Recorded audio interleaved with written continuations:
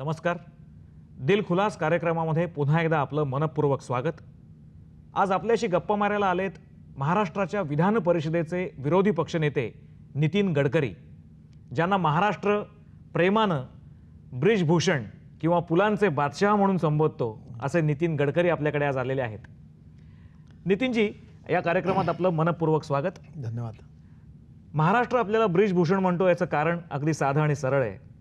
आपल्या युती सरकारच्या काळामध्ये आपणच या 55 पुलांची कल्पना, जी प्रत्यक्षात कधीही अस्तित्वामध्ये येणं शक्य नाही असं सामान्य माणसांना आणि इतर सर्व विरोधी पक्षांना सुद्धा वाटत होतं आपण सत्तेमध्ये असताना, ती तुम्ही प्रत्यक्षामध्ये आणून दाखवलीत. मुळात ही कल्पना प्रत्यक्षात येईल असं आपल्याला वाटलं तरी कसं? खरं म्हणजे ज्या दिवशी मी ह्या कामाची सुरुवात केली त्या दिवशी माझ्या मनामध्ये याचा पूर्ण विश्वास होता की निश्चितपणे हे पूर्ण होईल. परंतु आजपर्यंतच्या अनुभवाच्या आधारावर राजकीय नेते फक्त घोषणाच करतात आणि त्यांनी केलेल्या घोषणा या काही पूर्ण होत नाही असं साधारण जनतेच्या मनामध्ये समज होता. परंतु हा समज हे काम पूर्ण झाल्यामुळे खोटा ठरला आणि हे काम पूर्ण झालं याचा मला अतिशय आनंद आहे आणि समाधान पण आहे. मुळात तुम्ही विदर्भातले, पण हे तुमचं जे काही तुमचं नाव लक्षात राहावं असं जे करिअरमधलं सर्वात चांगलं काम असं म्हणता येईल पुलांचं समाजाच्या दृष्टीने, ते मात्र तुम्ही केलं मुंबईमध्ये. तुम्हाला तुमच्याकडे असं करावंसं वाटलं नाही? खरं म्हणजे मी जेव्हा मंत्री झालो तेव्हा एक गोष्ट मी मनामध्ये ठरवली होती की आपण आपल्या देशाकरता, आपल्या राज्याकरता, आपल्या जिल्ह्याकरता, लोकांकरता आपण असं काही काम करावं की जे काम लोकांच्या चिरस्मरणात राहील. आणि म्हणून हे उड्डाणपूल किंवा एक्सप्रेस हायवेचं काम मी केलं. पण मला असं वाटतं की याहीपेक्षा समाधानकारक आणि आनंद देणार याच्यापेक्षाही मोठं काम म्हणजे कोणतं असेल तर मेळघाटमध्ये 2,500 आदिवासींची मुलं कुपोषणाने मृत्युमुखी पडली. माननीय मुख्यमंत्री त्यावेळेचे मनोहर जोशी त्या ठिकाणी गेले, त्यांची गाडी चिखलात फसली आणि त्यावेळी मी स्वतः गेलो. मला काही ठिकाणी फटफटीवरून जावं लागलं, रस्ते नव्हते. 100 गावं त्या मेळघाटमध्ये आहे आणि तिथली परिस्थिती पण माझ्या डोळ्यात अश्रू आले आणि मी ठरवलं की हे काम करायचं. आणि त्या 100ही गावांना मी पक्क्या रस्त्याने जोडण्याचा कार्यक्रम हातात घेतला. ते काम पूर्ण झालं. महाराष्ट्राचे राज्यपाल अलेक्झांडर साहेबांनी स्वतः त्या कामाचं सर्टिफिकेट दिलं, सरकारचं कौतुक केलं, खात्याचं कौतुक केलं. आणि ते काम ज्यामुळे सर्वसामान्य गरीब माणसाला, आदिवासी माणसाला एक नवीन जीवन मिळालं. मुलं शाळेत जायला लागलीत. आजारी वृद्ध असतील त्यांना दवाखान्यात नेता येणं शक्य झालं.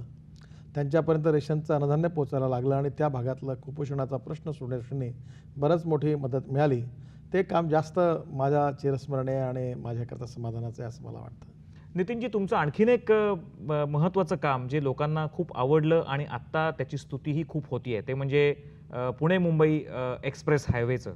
हा जो काही अतिशय वेगवान असा हायवे तयार झाला आहे, त्यामुळे आज माणसं 2 तासामध्ये पुण्याहून मुंबईला किंवा मुंबईहून पुण्याला 2 तास आणि काही मिनिटांमध्ये येऊ शकतात. तर या हायवेची कल्पना ही मुळात तुमची नव्हती, ती मुळात त्याच्या आधीच्या सरकारची होती. पण ती सुद्धा तुम्हाला अंमलात आणण्याकरता काय काय करावं लागलं? खरं म्हणजे ही कल्पना गेल्या 20-22 वर्षापासून याच्यावर चर्चा सुरू आहे. परंतु युती शासन येईपर्यंत त्यात काही विशेष काही होऊ शकलं नाही. अलाइनमेंट देखील होऊ शकली नाही. 3 अलाइनमेंट होत्या, त्यातली कोणती पक्का करायची हाही प्रश्न होता. आणि म्हणून ज्यावेळी हे राज्य आलं भारतीय जनता पार्टी आणि शिवसेना युतीचं, त्याच्या आधी शिवसेना प्रमुख बाळासाहेब ठाकरे यांनी घोषित केलं होतं की आमचं सरकार आलं तर आम्ही मुंबई आणि पुण्याच्या मध्ये द्रुतगती मार्ग बांधू. आणि म्हणून हा मार्ग बांधायचं एक आव्हान त्यावेळी आम्ही स्वीकारलं. पण यातून मी एक गोष्ट शिकलो की it is easy to construct express highway but it is more difficult to get permission from environment and forest for the express highway. कारण इतका त्रास झाला, इतक्या वेळा दिल्लीत भेटावं लागलं. त्यावेळेचे 3 प्रधानमंत्री बदलले, त्या तिघांनाही माननीय मुख्यमंत्री त्यावेळेचे मनोहर जोशी, मी स्वतः दिल्लीत खूप फॉलोअप केलं आणि त्यानंतर मोठ्या मुश्किलने परवानगी मिळाली आणि हे काम पूर्ण झालं. मला ह्या कामाचं महत्त्व परवा मी जेव्हा अमेरिकेत गेलो होतो, कॅनडामध्ये गेलो होतो, तेव्हा तिथल्या भारतीय लोकांनी मला सांगितलं की आमच्या कॅनडातल्या आणि अमेरिकेतल्या हायवेपेक्षाही तुमचा एक्सप्रेस हायवे चांगला आहे. तेव्हा मला खरोखर या गोष्टीचा अभिमान वाटला आणि आनंद वाटला की भारताला अभिमान वाटावा असा पहिला एक्सप्रेस हायवे महाराष्ट्रात बांधला गेला आणि निश्चितपणे ही खूप समाधानाची गोष्ट आहे. मला एक सांगा की ज्याप्रमाणे कुठल्याही आजकालच्या सामाजिक पातळीवर भ्रष्टाचाराची पाळंमुळं आपल्याला दिसतात, तशी तुमच्या या एक्सप्रेस हायवेच्या मध्ये किंवा तुमच्या या 55 पुलांच्या फ्लायओव्हर्सच्या मध्ये कुठे भ्रष्टाचाराच्या निसरड्या वाटा आल्या नाहीत? असं आहे की मुंबईचे जे उड्डाणपूल आपण बांधले त्याची सरकारची एस्टिमेटेड कॉस्ट 1800 कोटी रुपये होती आणि जे बांधले गेले ते पूर्ण 1300 कोटी रुपयात पूर्ण झालेत. म्हणजे एस्टिमेटेड कॉस्टपेक्षा जनरली 15% 20% जास्त खर्च होतो. या ठिकाणी 500 कोटी रुपयाची बचत झाली. मी तुम्हाला सांगतो खरं म्हणजे हा कधीतरी हे प्रकाशित व्हायला पाहिजे की बऱ्याच मोठ्या मोठ्या कंपन्यांनी 20% 25% बिलो जाऊन टेंडर घेतलेत आणि सुंदर काम केलं. मुंबई पुणे एक्सप्रेस हायवेकरता जे लोएस्ट टेंडर आम्ही स्वीकारलं होतं त्या सगळा खर्च धरून त्याची किंमत 3600 कोटी रुपये आली होती आणि आज प्रत्यक्षात हा एक्सप्रेस हायवे 1600 कोटी रुपयात बांधून पूर्ण झाला. म्हणजे 2000 कोटी रुपये त्यात वाचले आहेत. ही सगळी कामं टेंडर प्रोसेस दिल्या गेली, कुठेही कोणावर फेवर केला गेला नाही आणि क्वालिटीची पण तेवढीच चिंता घेतली गेली आणि याकरता मी एकट्यानेच नाही तर पूर्ण टीमनी चांगलं काम केलं आणि सगळ्यांच्या सहकार्यातून ते काम उभं झालं आणि त्यात कुठल्याही प्रकारचा भ्रष्टाचार झाला नाही आणि कुठल्याही प्रकारे गैरकायदेशीर देखील झालं नाही. जे लोक मला आठवतं आमच्या सभागृहात म्हणायचे की नाका तिथे पूल नाही, नको तिथे पूल बांधला. म्हणजे आजचे उपमुख्यमंत्री हे वाक्य वापरायचे नेहमी, पण आता ते या विषयावर बोलत नाही. याचं कारण विरोध करणाऱ्या लोकांना देखील मनात समाधान आहे आणि मला कुठेही गेल्यावर दुरून दुरून लोक भेटतात आणि ते म्हणतात रोज मी 2 तास आधी घरी पोहोचतो, 1 तास आधी पोहोचतो, तुम्ही आमचं जीवन अतिशय सुखावं केलं. तर भेटून भेटून लोक मला आभार मानतात, तेव्हा मला खरोखर समाधान होतं. नितीनजी, आपण आपल्या व्यक्तिगत आयुष्यामध्ये थोडंसं मागे जाऊयात. महाविद्यालयीन जीवन हे बरंचसं हलकं फुलकं, लक्षात राहण्यासारखं आणि मजेचं असतं, पण तुमचं महाविद्यालयीन जीवन हे तितकंसं मजेचं नव्हतं. त्याही काळामध्ये धकाधक, चळवळ, हाणामाऱ्या हे सगळं होतं. त्याबद्दल जरा काही सांगाल? मी महाविद्यालयात पहिल्या वर्षी गेल्यापासूनच महाविद्यालयाच्या विद्यार्थी संघाच्या आणि निवडणुकांमध्ये इन्व्हॉल्व झालो. त्यानंतर मी विद्यार्थी परिषदेचं काम करायचो आणि त्या काळामध्ये त्या निवडणुका अतिशय चुरशीच्या व्हायच्या, मारापिट्या व्हायच्या, गोंधळ व्हायचा आणि मग त्यातून मी अखिल भारतीय विद्यार्थी परिषदेचं काम करायला लागलो आणि विशेषतः नागपूर विद्यापीठामध्ये अनेक आंदोलनं त्या काळात मी स्वतः करण्यात पुढाकार घेतला आणि विद्यार्थी जीवनामध्ये एक संघर्ष करणारा विद्यार्थी नेता म्हणून ते माझी प्रतिमा होती. पण हा संघर्ष शारीरिक असायचा का बौद्धिक आणि विचारिकही असायचा? नाही, बौद्धिक आणि वैचारिकच होता. एखाद्या वेळी शारीरिक संघर्ष पण व्हायचा. पण या काळामध्ये विद्यार्थी परिषदेच्या विचारातून भारावलं आणि मी त्यावेळी नंतर मग विद्यार्थी परिषदेने ज्यावेळी निवडणुका लढवायचं नाही असं ठरवलं त्यावेळी विद्यार्थी संघाच्या राजकारणात अतिशय मी गुंतून गुरफटून गेल्या असताना देखील मी निर्णय घेतला की मी पण निवडणुका लढणार नाही, यात भाग घेणार नाही आणि त्यानंतर मग मी विद्यार्थी परिषदेचं काम करत होतो आणि या विद्यार्थी परिषदेच्या कामातून एक गोष्ट मी शिकलो की आपल्या जीवनामध्ये आपण समाजाकरता देशाकरता काहीतरी केलं पाहिजे आणि त्या विचाराने झपाटलेला होतो आणि त्याचवेळी मी पुढे राजकारणात आलो. सक्रिय राजकारणात येण्याचा पहिला क्षण किंवा त्यावेळेची पहिली वेळ ही नेमकी कोणती होती आणि ते काय यावंसं वाटलं? 1975 आणीबाणी लागली आणि त्या काळामध्ये जेव्हा इलेक्शन लागलं 77 साली तेव्हा सभांमध्ये भाषण करण्याकरता नेते पुढे येत नव्हते आणि विशेषतः आणीबाणीच्या संघर्षामध्ये मी सहभागी झालो होतो आणि त्यामुळे चौकाचौकातून जनता पार्टीकरता भाषण देण्याकरता घराच्या बाहेर आलो आणि सक्रिय राजकारणामध्ये मी पूर्णपणे हिस्सा घेतला आणि तिथून आल्यानंतर मग स्वाभाविकपणे माझा राजकारणाशी संबंध आला. जर आणीबाणी आली नसती तर कदाचित राजकारणात गुरफटलो गेलो नसतो, पण त्यामुळे मग राजकारणात शिरलो आणि मग पुढे मी भारतीय जनता पार्टीचं काम करायला लागलो. नागपूर शहरातल्या जनता युवा मोर्चाचा अध्यक्ष होतो, मग भाजपचा जनरल सेक्रेटरी झालो, महाराष्ट्र भाजपचा जनरल सेक्रेटरी झालो आणि मग पुरतं ह्या राजकारणाच्या प्रवाहात मी अडकलो.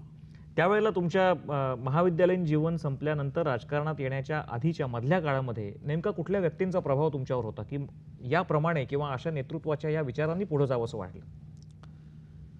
विशेषतः माझ्या जीवनावर अनेक लोकांचा प्रभाव होता. विद्यार्थी परिषदेचं काम करत असताना दत्ताजी डिडोळकर, सदाशिवराव देवधर आणि विशेषतः यशवंतराव केळकर या सर्व लोकांचा प्रभाव माझ्यावर पडला आणि त्यानंतर विशेषतः मला संघामध्ये भाऊराव देवरस यांच्यापासूनही खूप त्यांच्या कामाची पद्धत विचारातून प्रेरणा मिळाली आणि विशेषतः संघाच्या याच्यातून बाळासाहेब देवरसांशी मला माझा जवळचा संबंध आला असं म्हणणं बरोबर होणार नाही, पण त्याचा अनेक वेळा मला सहवास मिळाला आणि संघाच्या अनेक प्रचारकांना जवळून बघण्याची संधी मिळाली आणि त्यातून आपण देशाकरता काही करावं हा विचार मनामध्ये आला आणि निश्चितपणे त्यातून मला काम करण्याची प्रेरणा मिळाली.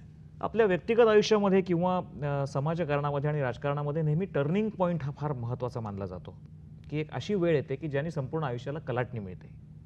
तर तुम्ही राजकारणात येतानाच्या क्षणापासून नंतरच्या काळामध्ये असा टर्निंग पॉईंट नेमका कोणता होता? खरं म्हणजे मी एवढा विचार करणारा माणूसच नाही आणि माझं व्यक्तिमत्व पण एवढं काही प्लॅन विचारपूर्वक काही नाही आहे.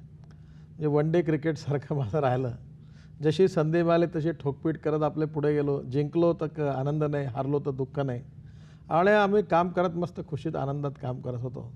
मी लॉच्या फायनलमध्ये लॉ झाल्याबरोबर लगेच विधानसभेकरता आमदारकीचं तिकीट मला मिळालं. मी हरलो निवडणूक. ते मिळालं का मागावं लागलं? नाही, मला त्यावेळी पार्टीने दिलं तिकीट आणि त्यानंतर मी विद्यार्थी होतो. मस्त मजेदार निवडणूक झाली. मी काही मतांनी हारलो, पण हारल्यानंतर मी मस्त गोड खाल्लं आणि बाकीच्या लोकांना खाऊ घातलं. म्हटलं काय हरकत नाही, हारलो तर हारलो. त्यामुळे कधी त्या हारण्याचा माझ्यावर परिणाम झाला नाही, पण कामाचा आनंद घेत मी काम करत राहिलो.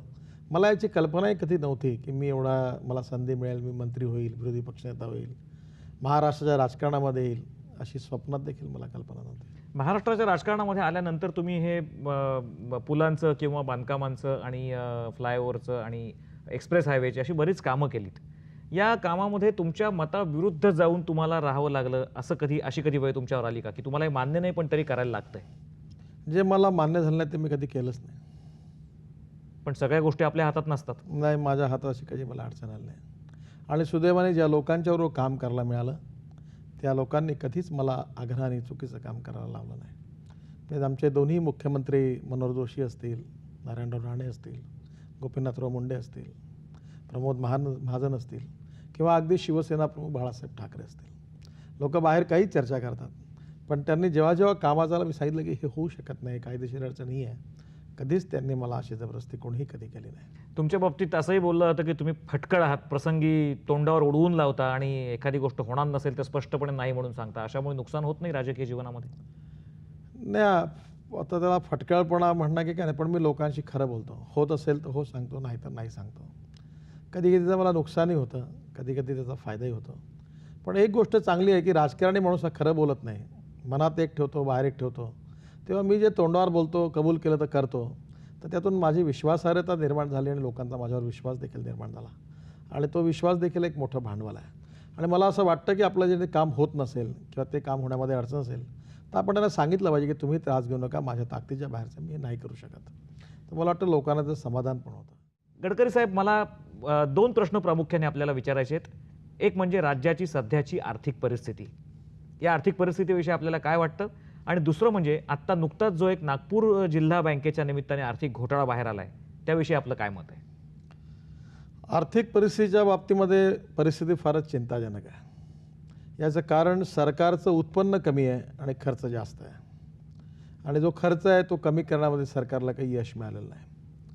मुळामध्ये अशा परिस्थितीमध्ये सरकारची कामं ही खाजगी गुंतवणुकीतून जर केली तर सरकारी तिजोरीवरचा भार कमी पडू शकतो. परंतु दुर्दैवाने युती शासनाच्या काळामध्ये आम्ही जे खाजगीकरणाचं धोरण स्वीकारलं, ज्यातून रस्ते बांधले, पूल बांधले, एक्सप्रेस हायवे बांधले, समुद्रातलं वरळी बांद्रा तो समुद्रातला एवढा मोठा पूल बांधायला आम्ही घेतला, कृष्णा खोरेचं काम सुरू केलं, विदर्भ सिंचनाचं काम, अनेक सिंचन कॉर्पोरेशनची कामं सुरू केली. त्यावेळी ही सगळी कामं सुरू असताना काँग्रेसच्या राष्ट्रवादीच्या लोकांनी प्रचार असा केला की राज्य दिवाळखोरीत गेलं, राज्य कर्जबाजारी झालं आणि त्याचा परिणाम असा झाला की ते महाराष्ट्रामध्ये राज्यकर्ते म्हणून आल्यानंतर ते हेच भाषण देत राहिले आणि त्यामुळे सगळ्यात मोठी वाईट गोष्ट जर या सरकारने कोणती केली असेल तर आज 2.5 वर्ष झाले, 3 वर्ष झाले हेच म्हणतात की राज्यात दिवाळखोरीत आहे. म्हणजे आपल्याच राज्याची बदनामी आपल्याच राज्याच्या माननीय मंत्र्यांनी करणं, याच्या इतकी वाईट गोष्ट दुसरी कुठल्या. या नागपूर बँकेतल्या भ्रष्टाचाराविषयी आपण काय बोलाल?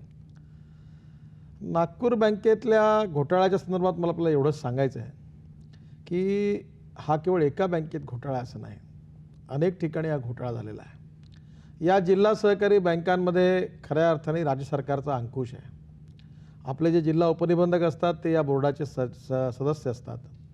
यांचं ऑडिट दरवर्षी होतं, परंतु हा बाहेर येऊ शकला नाही. याचा अर्थ ही अतिशय गंभीर बाब आहे. मला असं वाटतं की सरकारचं याकडे जे लक्ष आहे ते जेवढं पाहायला तेवढं दिलं जात नाही. याचं कारण राजकीय हस्तक्षेपामुळे या बँकांच्या पदाधिकाऱ्यांना एक मोकळं कुऱ्हाड मिळालेलं आहे आणि त्याच्यामुळेच मोठ्या प्रमाणावर हे घोटाळे होत आहेत.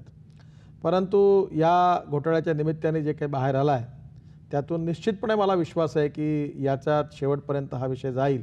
या घोटाळ्यामध्ये पुण्यामधल्या एका बँकेमध्ये तुमच्या पक्षाची संबंधित असलेली काही माणसं आहेत. आपलं काय मत आहे याच्यावर? माझं म्हणणं की कोणी असो, यात कोण्याही पक्षाचे व्यक्ती असो, हा सहकार क्षेत्रातल्या किंवा बँकिंग क्षेत्रातल्या विश्वसनीयतेचा प्रश्न आहे. आणि म्हणून जे कोणी यात दोषी असतील, ज्यांनी खरोखर यात काही गडबडी केल्या असतील, त्यांच्यावर कायदेशीर कारवाई होणं क्रमप्राप्त आहे. या आर्थिक घोटाळ्याचा आणि राज्याच्या आर्थिक स्थितीचा राज्यातल्या राजकारणावर काही परिणाम होईल किंवा त्याच्यामध्ये काही अस्थिरता निर्माण होईल असं आपल्याला वाटतं? हे निश्चित होणार आहे. कारण या जिल्हा सहकारी बँका ज्या बहुसंख्या आहे त्या राष्ट्रवादी काँग्रेसच्या आहेत. त्याचे पदाधिकारी राष्ट्रवादी काँग्रेसचे आहेत. उस्मानाबाद बँकेचे अध्यक्ष हे पदमसिंग पाटलांचे भाऊ आहेत, पवनराजे, आणि ते माननीय अजित पवारांचे साळे आहेत. दुसरीकडे प्रत्येक जिल्ह्यामध्ये असणारे जे आहेत ते त्यांचा राष्ट्रवादी काँग्रेसशी संबंध आहे मोठ्या प्रमाणावर. मुख्यमंत्र्यांनी अतिशय कठोरतेने आणि उत्साहाने या सगळ्या ह्याच्यात कठोर कारवाई करायला सुरुवात केलेली आहे. त्याबद्दल मला समाधान आहे. आणि म्हणून मुख्यमंत्र्यांची ही कारवाई या बाबतीत मुख्यमंत्र्यांचं आणि तुमचं एकमत आहे की काय? म्हणजे सभागृहामध्ये आम्ही जेव्हा हा विषय काढला तेव्हा सहकार राज्यमंत्री काही उत्तरच देत नव्हते, पण मुख्यमंत्री आलेत, त्यांनी उत्तरं दिले, कारवाईचं आश्वासन दिलं, आम्हाला समाधान झालं. आपण आणखीन थोडं तुमच्या व्यक्तिगत आवडीनिवडीकडे आपण जाऊयात. बऱ्याच काही गोष्टी माणसाला आयुष्यामध्ये आवडत असतात. तुमच्या आवडीची जी काही क्षेत्र आहेत किंवा विषय आहेत त्याच्यामध्ये उत्तम उत्तम चविष्ट खाणं हा एक तुमच्या आवडीचा विषय आहे. त्याबद्दल काय सांगाल? हा विषय होता, आता नाही आहे. आता मी पुष्कळ कमी केला. आता पहिल्यांदा मला निश्चितपणे आवड होती, पण आता मी याची प्रकृतीशी काळजी घेतो आणि आता मी पण म्हणजे मुंबईतलंच नाही तर महाराष्ट्रातलं सुद्धा नामांकित असं एकही हॉटेल नसेल की ज्याची चव तुम्ही घेतलेली नसेल असं सांगतात. नाही, असं आता हे सांगणारे जोरात बरंच तिखट मीठ लावून सांगतात, पण मला निराळ्या पदार्थाची खाण्याची आवड आहे आणि त्याच्यामुळे मी अनेक ठिकाणी त्या गावात गेलो की त्यातला विशिष्ट पदार्थ कुठे आहे, काय चौकशी करून खाण्याचं. संगीत हा एक तुमच्या आणखी एक आवडीचा भाग आहे. कुठल्या प्रकारचं संगीत नक्की तुम्हाला आवडतं? मला मराठी भावगीतं खूप आवडतात. विशेषतः अरुण दाते, श्रीधर फडके यांची गीतं खूप आवडतात. पण हे दगड माटी धोंडे यांच्या सगळ्या संगतीमध्ये सरकारमध्ये असताना आणि सगळे व्हिजिटर्स आणि सगळी कामं असताना हे संगीत ऐकायला वेळ कधी व्हायचा? संगीत, मराठी नाटकं, साहित्य, काव्य हे माझ्या आवडीचे विषय आहेत. आणि मला असं वाटतं की आयुष्यामध्ये देखील जसं एखादी मशीन चालते तेव्हा तो आवाज कर्कश यायला लागतो, त्यात कुठेतरी आपण त्यात ग्रीस टाकतो, वंगण टाकतो. तसं राजकीय जीवनाच्या धकाधकीमध्ये कुठेतरी संगीताच्या कार्यक्रमाला गेलं, नाटकाला गेलं की एक माणूस रिलॅक्स होतो. आणि म्हणून माणसाला सर्व अंग असली पाहिजेत. कारण एखाद्या वेळी एखाद्या ठिकाणी थकला तर दुसरीकडे तो विरंगुळ्यामुळे तो पुन्हा त्याला रिलॅक्स होतो आणि दुसऱ्या कामाला चांगल्या उत्साहाने जाऊ शकतो. आणि म्हणून मराठी भावगीतं इलेक्शनच्या काळात देखील मी त्या कॅसेट नेहमी ऐकत असतो. आणि मराठी भावगीतं नुसते संगीत म्हणून ऐकणं नाही, तर त्यातले शब्द आणि त्या शब्दांमधले अर्थ, जसं एखादा गोड पदार्थ आपण जिभेवर जसा त्याची चव घेतो तसं त्या गाण्यांची चव घेत ऐकणं हा वेगळाच आनंद आहे. कुठलं एखादं गाणं सांगू शकाल जे तुम्हाला आवडतं खूप? मला तर बरीच गाणी आवडतात, पण विशेषतः आता श्रीधर फडकेंची ती मराठी गझल होती, या कोवळ्या मुलांचा बाजार पाहिला मी, पैशात भावनेचा व्यापार पाहिला मी, हे मला फार आवडते. त्यांच्या कार्यक्रमाला गेलं की हटकून मी सांगतो की हे तुम्ही जरूर म्हणा. मला तुमच्या इतरही थोड्याशा आवडीविषयी आणि याच्याविषयी विचारायचं आहे, पण आपल्याकडे वेळ कमी आहे. थोडक्यात सांगितलं तर बरं होईल. अनेक प्रकारचे उद्योग व्यावसायिक दृष्टिकोन ठेवून करण्याचा तुमचा एक छंद आहे आणि नागपूरकडे मला वाटतं आपण असे काही प्रकल्पही केलेले आहेत, त्याविषयी थोडक्यात सांगाल? मी स्वतः नागपूर जिल्ह्यामध्ये 500 कोटी रुपयाचे उद्योग आणि 2 लाख लोकांना रोजगार असा ग्रामीण भागाचा कार्यक्रम ठरवला आहे. ह्याच्यात माझा स्वतःचा काही व्यक्तिगत इंटरेस्ट नाही आहे, पण मी एक नवीन विचार लोकांसमोर मांडतो आहे की तसं मी मुंबईलाच ते ऐकलं की तूच तुझ्या जीवनाचा शिल्पकार. तर केवळ सरकार नाही, आपण एकत्र येऊन आपलं जीवन बदलवू शकतो. या आधारावर मी ग्रामीण भागामध्ये काही प्रकल्प घेतले. साखर कारखाना आहे, इथेनॉलचा आहे, पॉवर प्रोजेक्ट आहे. आमची एक पूर्ती सुपर बाजार म्हणून मोठी डिपार्टमेंट स्टोअरची चेन आहे. आता आम्ही फ्रूट आणि व्हेजिटेबल पूर्ती ॲग्रोटेक आणि पॅकेजिंग म्हणून एक उद्योग सुरू केला आहे. आणि याच्यामार्फत आम्ही ग्रामीण भागामध्ये ग्रामीण विकासाचं काम करतो आहे आणि तो काम माझ्या अतिशय आवडीचं आहे.